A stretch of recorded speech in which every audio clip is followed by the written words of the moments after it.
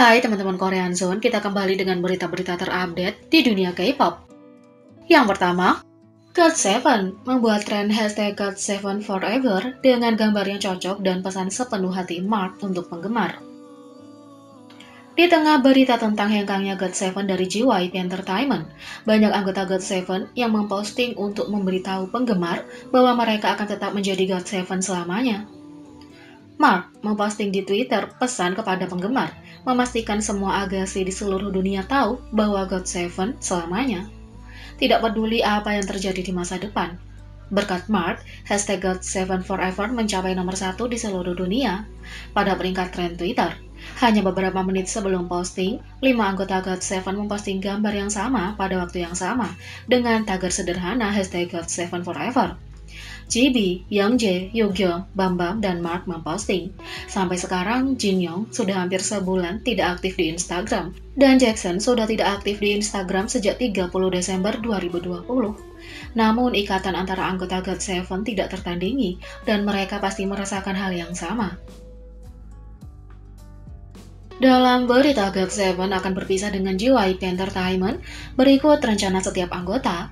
Menurut laporan media, grup GOT7 yang memulai debutnya di bawah JYP pada tahun 2014, baru-baru ini mengakhiri kontrak dengan JYP Entertainment selama 7 tahun. Golden Disc Award 2021 adalah kegiatan terakhir mereka sebagai bagian dari JYP.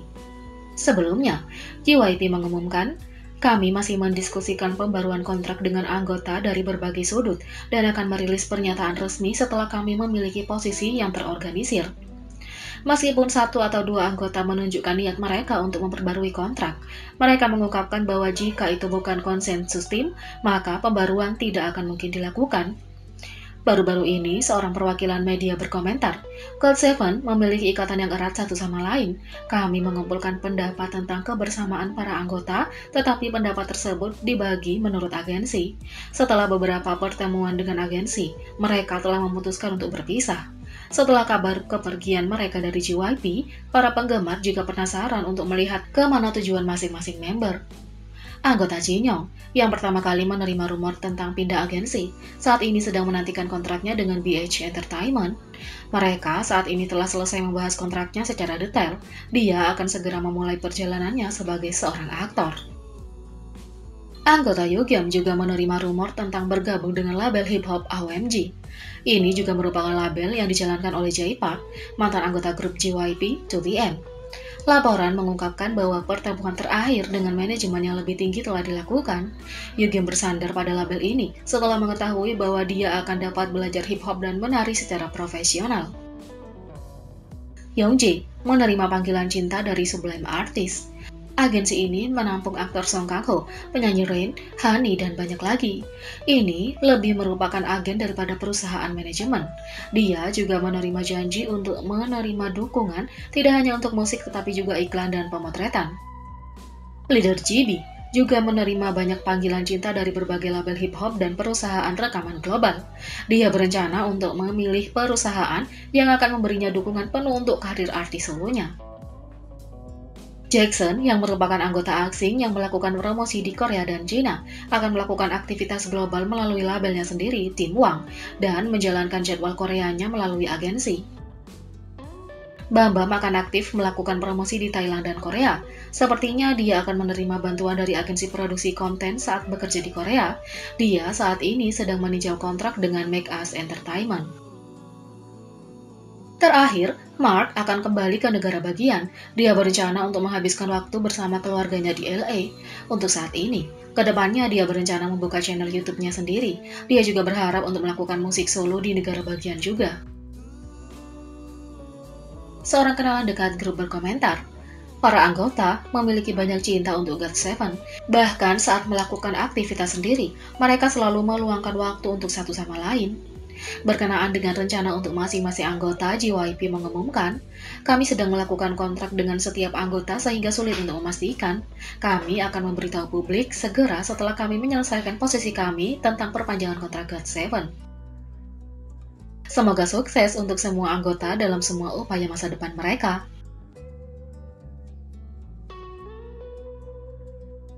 Berita yang kedua, komposer Knife meminta maaf menjernihkan kebingungan mengenai mengerjakan lagu Blue and Grey.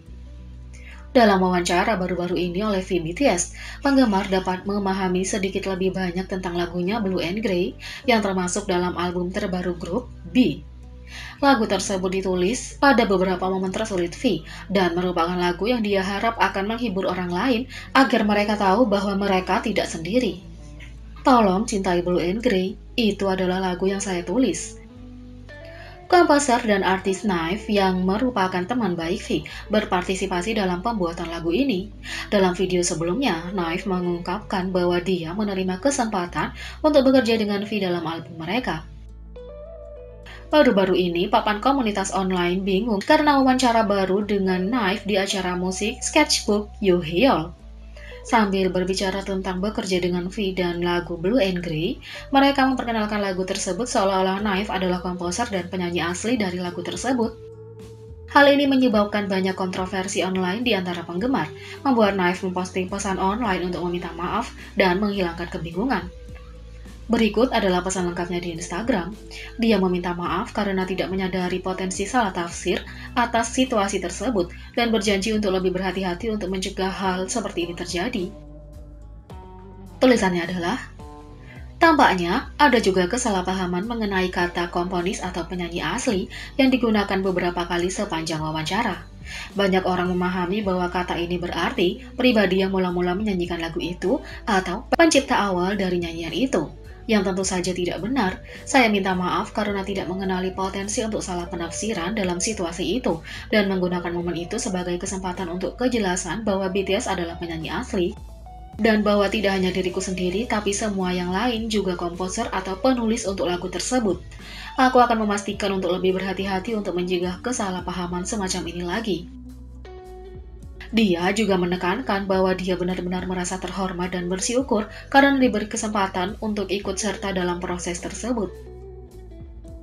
V adalah seseorang yang saya anggap sebagai sahabat dan kolega. Hal yang tidak saya pikirkan yang aku lakukan adalah mencoba untuk mengambil keuntungan dari dia dengan cara apapun. Aku akan menghubungi V secara terpisah untuk meminta maaf atas situasi saat ini dan lebih lanjut menjelaskan adanya potensi kesalahpahaman. Saya ingin menekankan bahwa saya selamanya menghormati dan bersyukur telah dapat berperan serta dalam proyek ini dan itu adalah sesuatu yang tidak bisa saya anggap remeh. Sekali lagi, saya minta maaf karena menyebabkan situasi ini. Kedepannya, banyak fans dan netizen yang berharap melalui pengalaman ini, Knife bisa lebih jernih dan sadar akan tindakannya. Jadi, bagaimana menurut Anda tentang berita-berita ini? Beri komentar di bawah. Klik subscribe, like, share, dan klik lonceng. Mari sama-sama jadikan channel ini berguna bagi K-popers Indonesia. Sekian video kali ini, sampai jumpa lagi.